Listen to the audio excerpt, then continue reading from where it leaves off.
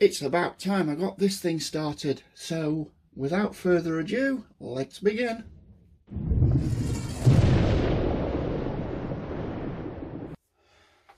Right everyone, I'm sorry it's taken me so long. Been very busy. It's been a crazy 6 months. Company I used to work for went into administration, got a new job, 60 hours a week, plus family stuff means I haven't got time to sit here.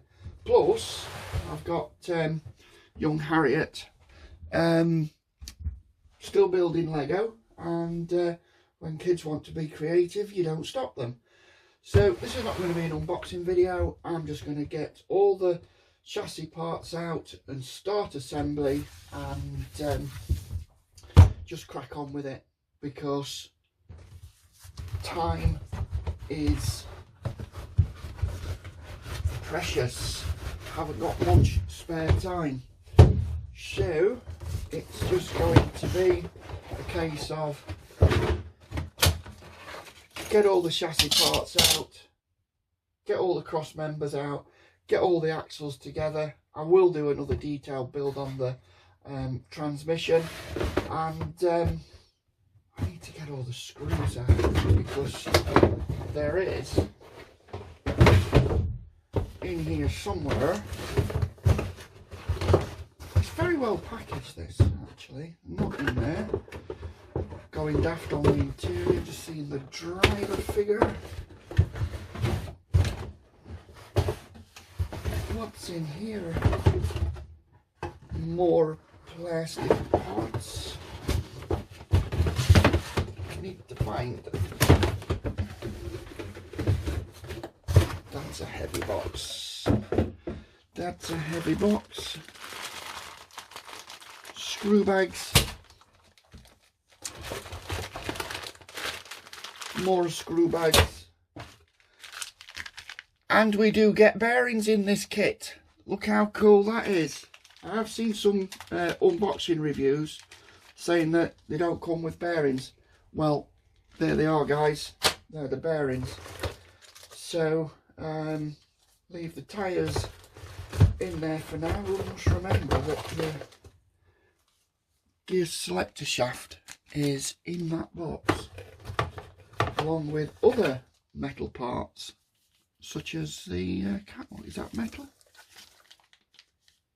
I don't know. It looks like it, but we shall see. Right, let's get all these screws and stuff into some tubs.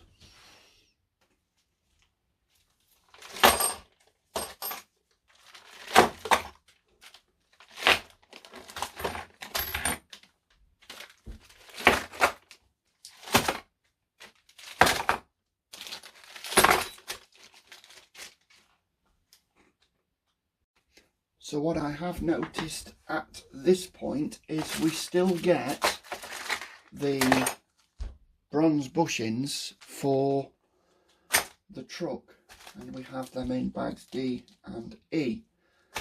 But we do have these that were supplied in the kit.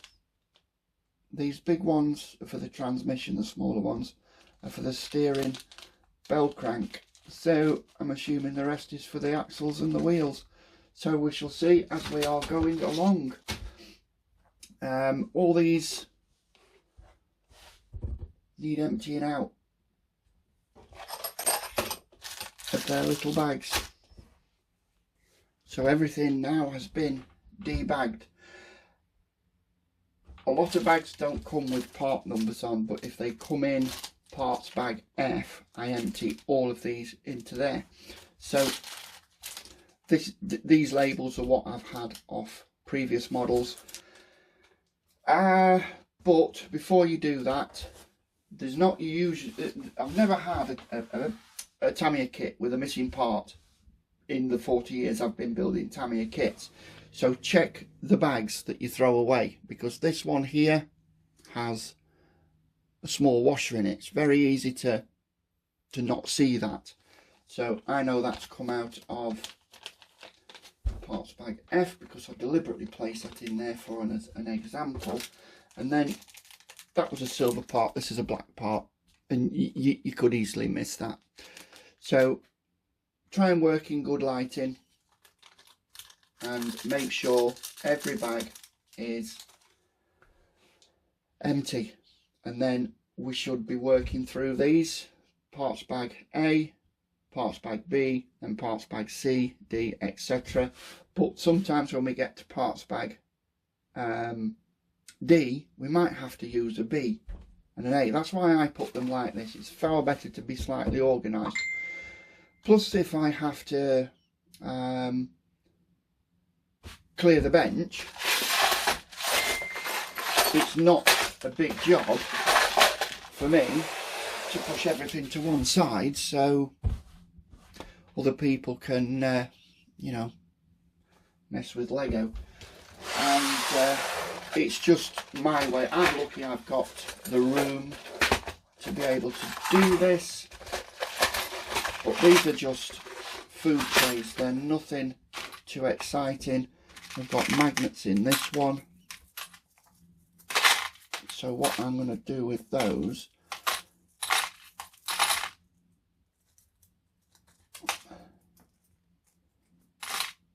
let's get all the screws off. I'm going to put the magnets up there out of the way. Other points to note: anything that I have part of the package in the kit is to just leave everything in there. I might empty these out because I'll need the thread lock and need the grease. The tools are in here, so you will need to open this. We've got some cable ties and some cable tidy, and some bearings. If you want to empty them out into a box, you can. Now, I've noticed on here we have the stock kind of servo savers that Tamiya in this particular kit have provided us with metal rings, so these don't break, and we have like small, medium and large depending on which servo horn you use on whatever brand servo that you're using. So yeah, that's a funky little upgrade. And another funky little upgrade is the fifth wheel catch is actually metal in this. So a lot of improved parts in this 8x4 kit than we get in the older Tamiya kits. I'll be using the RC four-wheel drive rose joints and possibly the offset ones for the steering modification. So yes, that's going to be a thing. And the servo savers I'm going to be using, where's the camera? There it is. A metal servo steering servo arm, because I don't really need the servo saver. So right, let's get the chassis started. Just bear in mind that screwdrivers, these are what they call JIS, which means the screws are not Pozidrive, and they're not Phillips. They're actually JIS, which is Japanese industry standard. And the Tamiya screwdrivers fit them absolutely perfect. And there is only two sizes, so I got them. It makes the job much easier, and that's really about it. So let's get the chassis started. I'm going to build it standard, show you around the chassis, and I will be doing a gearbox, separate video for the gearbox. And what else? Yeah, I'm going to show you the standard chassis, how it works, what to watch for. Right, I'm waffling on. Let's get the chassis built. So that is the main part of the chassis already done. and that looks pretty good. Now, there is a lot of things to look out for, so read the instructions really carefully. You need to be very dexterous to do these. For example, what I noticed on the front part of the steering just here, the spacer is up by the chassis rail. On this side it's not, it's on the outer side, so you just got to watch for that. There's a small shim just in there, and that's for the front spring hangers. They are quite free. I just put a bit of grease on them so they don't wobble about too much. This piece, a lot of people get this on upside down, so just make sure that the lip is across the top, because if you get it upside down the cab doesn't fit on very well. Now I'm using standard Futaba servos. They're the new SU300 that replace the 3001s, sorry, the 3003s, and I've used the Tamiya ball joints here because from experience these don't have much play in them, so it's pointless upgrading them to RC four-wheel drive, which I have done with the bottom one, and that's just rose jointed straight to a straight arm. Now that straight arm is to replace the Kimbra style servo saver, which has a metal ring inside it, which, if you've had experience with Tamiya trucks, you will know that they break very easily. So they do supply you with different sizes depending on which servo you are using. But like I said, I'm using a straight arm because I don't go off-roading, and I don't really think there's a need for a servo saver on that. The lift axle mechanism I have put in because I wanted to show you the stock version of the frame build, and it is quite ingenious really. This is in the down position, as you can see here, and if I turn that through 270 degrees, it moves to the upper position, and it does lock into place with this. Let me turn it over with this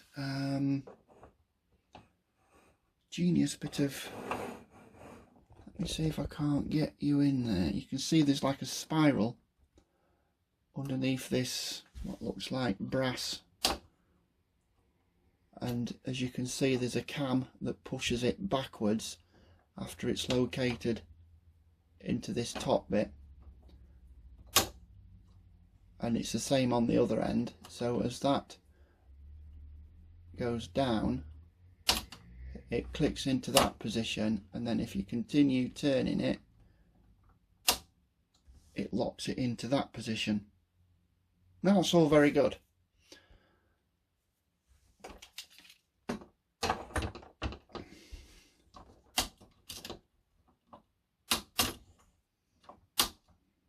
And that's locked in the down position. So I'm going to be using an aftermarket one. So if you're thinking of getting one of these,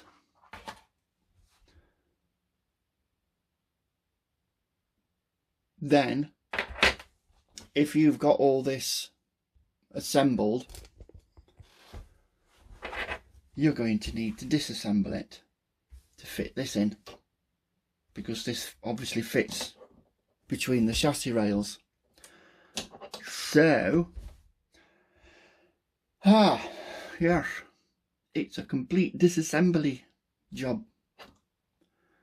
And it can't go that way, it must go that way with the motor towards the front. So I assembled that just to show you how that worked as a standard, and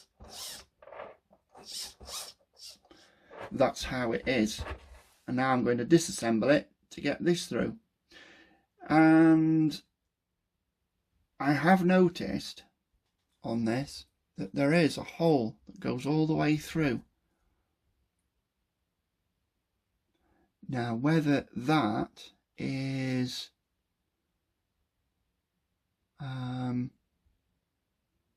just pure luck,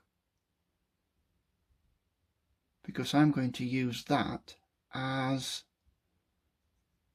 a channel for my lights, because I'm going to put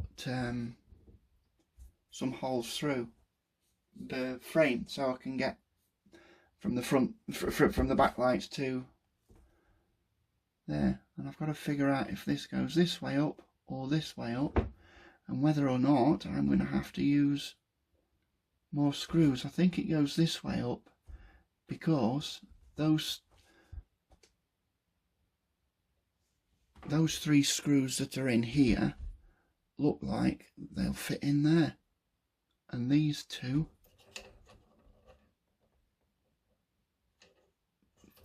that's kind of there. I might have to drill 2 holes for the back, so that's going to be a completely separate video. But yes guys, that's as far as I'm getting today. That was using mostly parts bag A, but some of parts bag B. So yeah, this is I'm enjoying this. This is great fun. So I shall see you on the next one, and I'm going to fit this one and do a completely separate video on it. So yeah, anything you want me to show you, leave a comment and saying, can you show me how to do this and what you've done before I get too far. I've fitted the rear ring feder. I don't know if you can see that, and I don't know if I like that hanging out the back of the truck, so I will make my mind up whether I'm going to keep that or not. If not, that's going to be another little job. But yeah, up to now, very happy with this. I've not put the bump stops on. That is these parts just here, and these rubber mounts. It limits the suspension travel, and I don't like them. I've got a drawer over here that's full of them. So one more thing to mention is, you might have seen on here sorry, this piece is the steering, and although this is the reinforced one, it still has a lot of flex in it. And if you can remember, on my Ainsco truck I upgraded it to metal, but it didn't all come. It came without the servo post, so I've used that bracket just here on there, and I've just used the plastic posts, and that is solid as a rock. So yeah, that's it for this video, and I will edit this and get it up as soon as I can. I don't know if it's going to be a weekly thing, because like I said, I'm really busy with work, lots and lots of hours, and it's just a hobby to do when we have the time. So until then, I will thank you for watching.